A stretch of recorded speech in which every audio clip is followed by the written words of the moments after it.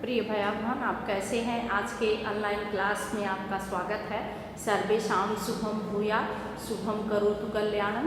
कक्षा सप्तम के भैया बहन, अध्याय 17 में आपको पढ़ा रही हूँ। यह जैनेन्द्र कुमार जी की लिखी हुई कहानी है, चिड़िया की बच्ची। तो जैनेन्द्र कुमार जी से माधव दास एक हैं। माधव दास जी अपनी एक पक्की सुंदर संगमरमर की कोठी बनवाए हैं और उस कोठी के सामने एक सुंदर सा चबूतरा है, जिस पर बैठ करके वह सुंदर बाग बगीचों, फलों और पक्षियों को निहारते रहते हैं। घंटों उनका उसी में बीत जाता है और उनका नित्य का एक कार्य हो गया है। उनके आए मित्र जो आते हैं वह भी वहीं बैठते हैं, उनसे बातचीत करके जैसे वे चले जाते हैं फिर यह अपने काम में लग जाते हैं। अर्थात यह बहुत ही प्रकृति प्रेमी, प्रकृति से कम लोगों को लगाव होता है और जिसको लगाव होता है वह घंटों उसको निहारता है, प्रकृति के सौंदर्य को, उसकी सुंदरता को, अनुपम छटा को देखता रहता है। इसी तरह से माधव दास जी भी देखते हैं, मसरंद लगा करके जो लंबी तकिया होती है उसी को वहाँ चौतरे पर बैठते हैं और देखते हैं। शाम के समय या एक दिन ऐसे बैठ करके देख रहे थे, बादलों की कुछ छटा थी। छटा मतलब कुछ बादल दिखाई दे रहे थे, लेकिन उस बादलों में भी धूप छन छन करके आ रही थी और पेड़ों पर पड़ रही थी। तो बहुत सुंदर चित्र बन रहा था। जैसी हम कल्पना करते हैं वैसे प्राकृतिक चीज़ों में चित्र भी उभरता है। अब उसी को ये निहार रहे थे। संध्या का समय था कि उसी समय एक छोटी सी चिड़िया की बच्ची आ करके उस गुलाब के डाली पर बैठती है और यह देख करके उसके सुंदर यह हरे रंग की चिड़िया और इसके यह गले पर यह स्याही रंग से इस तरह से और लाल रंग की धारी, बहुत सुंदर यह सौंदर्य देख करके मोहित हो जाते हैं, प्रसन्न हो जाते हैं। बड़े देर तक उसको निहारते हैं और वह स्वच्छंद होकर के, स्वतंत्र होकर के इस डाली से उस डाली कूद कूद करके, फुदक फुदक करके वह खेल तमाशा मानो दिखा रही है। जैसे बच्चों को जब हम कुछ करते हैं तो उन्हें ध्यान से देखिए तो और वह तमाशबीन देखते हैं। जैसे देखने वाले लोग हमें देख रहे हैं तो और नई नई कलाकृतियाँ दिखाते हैं। उसी तरह से यह चिड़िया जो है कि बच्ची जो है वह नए नए तमाशे को मानो माधव दास जी को दिखा रही है। और जब यह देखते देखते और आगे बढ़ते हैं, अब वह जाने लगती है। कहते हैं, हे चिड़िया बच्ची, हे नादान चिड़िया, तुम रुको, तुम क्यों जा रही हो। नादान का अर्थ होता है मूर्ख। कह रहे क्यों जा रही हो, तुम मूर्ख हो। इतना सुंदर यहाँ दृश्य है, इतना सुंदर वाटिका है, बाग है, सुंदर सुंदर फूल हैं, तुम इसे छोड़ करके क्यों जा रही हो। फल भी यहाँ अच्छा है। तो चिड़िया कह रही है, नहीं, अब शाम हो जाएगी, शाम हो रही है, धीरे धीरे रात हो जाएगी और मैं अपनी माँ के पास जा रही हूँ। मेरी माँ जहाँ रहती है मैं वहीं जा रही हूँ। मैं तो ऐसे ही अटखेलियाँ खेल रही थी, खिलवाड़ दिखाते हुए मैं चली आई, क्योंकि मेरी माँ मुझे मेरी राह देख रही होगी। क्योंकि जब बच्चों को उड़ने के लिए, जैसे माँ जब बच्चे को चलने के लिए सहारा देती है, चलाती है, तो माँ कुछ दूर पर जाके बैठ जाती है और बच्चे गिरते पड़ते चल के जाते हैं, फिर माँ दौड़ के पकड़ती है। तो यहाँ चिड़िया भी इसके पंख को अच्छे हो जाए, मजबूत हो जाए और यह उड़ने की कला में निपुण हो जाए, उड़ना सीख ले, इसलिए माँ इसे उड़ने के लिए भेजी है। करी मेरी माँ मुझे उड़ने के लिए, सीखने के लिए, उड़ना सीखने के लिए भेजी है और मैं अब जा रही हूँ। अब मेरी माँ मेरी राह देख रही है।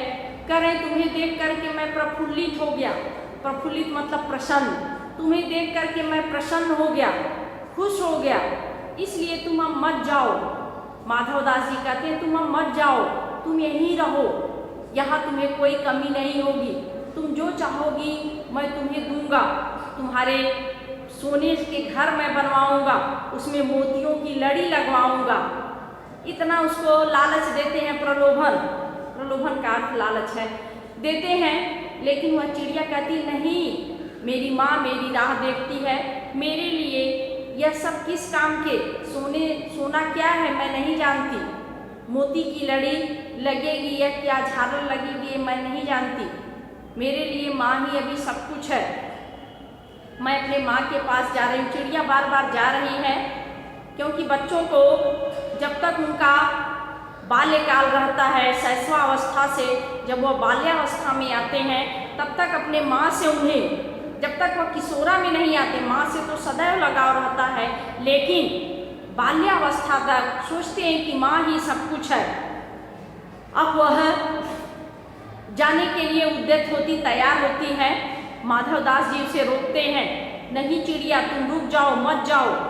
कहती है नहीं, मेरी माँ जो है मुझे आने की प्रतीक्षा कर रही है।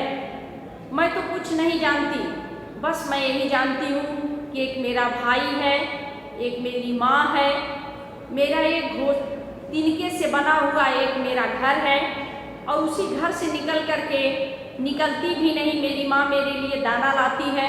मैं 2 दाना खा लेती हूँ, फिर मेरी माँ मेरे लिए दाना लेने जाती है, और तब तक मैं अपनी माँ की प्रतीक्षा करती हूँ, इंतजार करती हूँ जब तक मेरी माँ नहीं आती है। और मैं सूरज की धूप को जानती हूँ, रात को जानती हूँ। कहती है कि मैं सूरज की धूप को जानती हूँ कि सूरज निकल गए हैं, भास्कर जी निकल गए, अब धूप लेना है, बाहर निकलना है, अब रात हो गई, अपने घोंसले में जाना है। मैं यही सब जानती हूँ और यही मेरे लिए पर्याप्त है।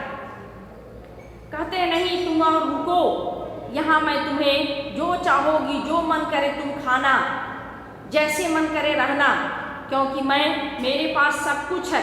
बड़े संपन्न आदमी हैं लेकिन परिवार नहीं है, अकेले रहते हैं, इसलिए वह दुखी हैं।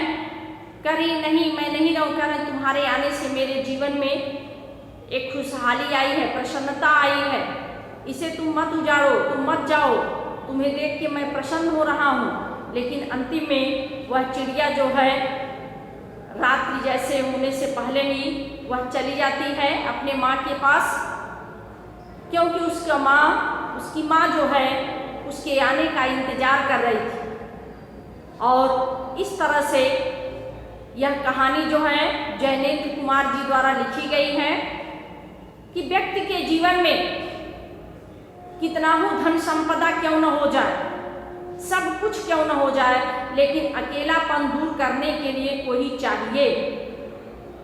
वह अगर अकेले रहता है तो उसका समय व्यतीत नहीं होता है, तो उसे मनुष्य एक सामाजिक प्राणी है जिसे अरस्तु ने कहा है।